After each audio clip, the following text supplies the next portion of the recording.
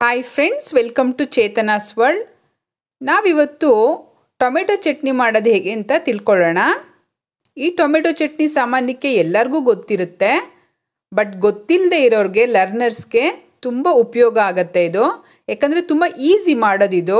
Morning time ಅಂತೂ working ವುಮೆನ್ಸ್ಗೆಲ್ಲ ತುಂಬ help ಆಗುತ್ತೆ. ರುಚಿನೂ ತುಂಬ ಚೆನ್ನಾಗಿರುತ್ತೆ, ಮಾಡೋದು ಕೂಡ ತುಂಬ ಈಸಿ.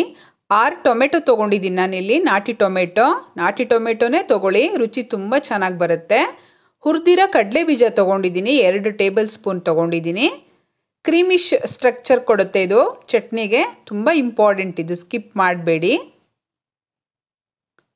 ಮತ್ತು ನಾನು 7 ಮೆಣಸಿನ್ಕಾಯಿ ತೊಗೊಂಡಿದ್ದೀನಿ, ಹಸಿ ಮೆಣಸಿನ್ಕಾಯಿ. ಬೆಳ್ಳುಳ್ಳಿ ತೊಗೊಂಡಿದ್ದೀನಿ, ಮತ್ತು 1 ಟೇಬಲ್ ಸ್ಪೂನ್ ಉಪ್ಪು ತೊಗೊಂಡಿದ್ದೀನಿ. ಕರಿಬೇವು ತೊಗೊಂಡಿದ್ದೀನಿ, ಮತ್ತು ಕೊತ್ತಂಬರಿ ಕೂಡ ತೊಗೊಂಡಿದ್ದೀನಿ. ಎಲ್ಲದಕ್ಕೂ ಹೊಂದ್ಕೊಳ್ಳುತ್ತೆ ಇದು. ದೋಸೆಗೆ, ಇಡ್ಲಿಗೆ, ಈವನ್ ರೈಸು ಕೂಡ ತುಂಬ ಚೆನ್ನಾಗಿರುತ್ತೆ ತುಪ್ಪ ಹಾಕ್ಕೊಂಡು ತಿಂದರೆ.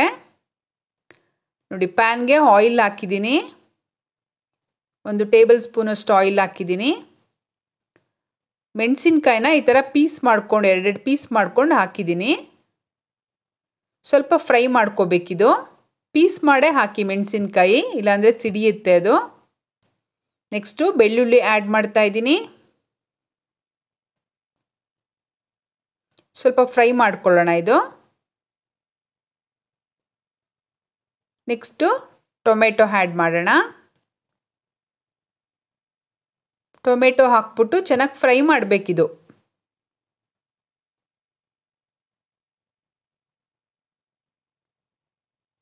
ಸ್ಮ್ಯಾಶ್ ಆಗಬೇಕು ಟೊಮೆಟೊ, ಅಲ್ಲಿವರೆಗೂ ಫ್ರೈ ಮಾಡಿ. ಮೀಡಿಯಮ್ ಫ್ಲೇಮಲ್ಲಿ ಇಟ್ಕೊಳ್ಳಿ, ತುಂಬ ಹೈ ಫ್ಲೇಮಲ್ಲಿ ಇಟ್ಕೋಬೇಡಿ.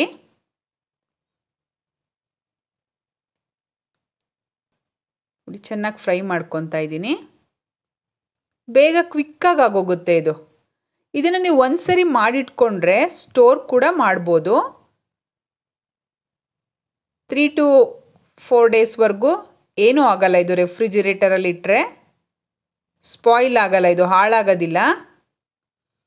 ಇವಾಗ ಕರಿಬೇವು ಹಾಕ್ತಾ ಇದ್ದೀನಿ.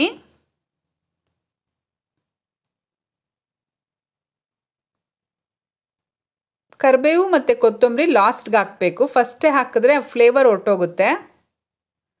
ನೋಡಿ, ಇವಾಗ ಕೊತ್ತಂಬರಿ ಹಾಕ್ಬಿಟ್ಟು ನಾನು ಗ್ಯಾಸ್ ಆಫ್ ಮಾಡ್ತಾ ಇದ್ದೀನಿ. ಯಾಕಂದರೆ ಆ ಬಿಸಿಗೇನೆ ಸಾಕು, ಕೊತ್ತಂಬರಿ ಆ ಬಿಸಿಗೇನೆ ಫ್ರೈ ಮಾಡಿಕೊಂಡ್ರೆ ಸಾಕಾಗತ್ತೆ. ನೋಡಿ, ಈ ಥರ ಚೆನ್ನಾಗಿ ಫ್ರೈ ಮಾಡ್ತಾ ಇದ್ದೀನಿ. ನೆಕ್ಸ್ಟ್ ಇದು ಕೂಲ್ ಆಗೋದಕ್ಕೆ ಬಿಡಬೇಕು, ತಣ್ಣಗಾಗಬೇಕಿದು. ತಣ್ಣಗಾದ್ಮೇಲೆ ಮಿಕ್ಸಿ ಜಾರ್ಗೆ ಹಾಕ್ಕೊಂಡಿದ್ದೀನಿ. ಉಪ್ಪು ಹಾಕ್ತಾ ಇದ್ದೀನಿ. ನೋಡಿ, ಈ ಸ್ಟೇಜಲ್ಲಿ ಕಡಲೆ ಬೀಜ ಹಾಕಬೇಕು. ಫ್ರೈ ಮಾಡಬೇಕಾದ್ರೆ ಹಾಕಬೇಡಿ ಕಡಲೆ ಬೀಜ, ಸಪ್ರೇಟಾಗೆ ಹುರ್ಕೋಬೇಕು ಕಡಲೆ ಬೀಜನ.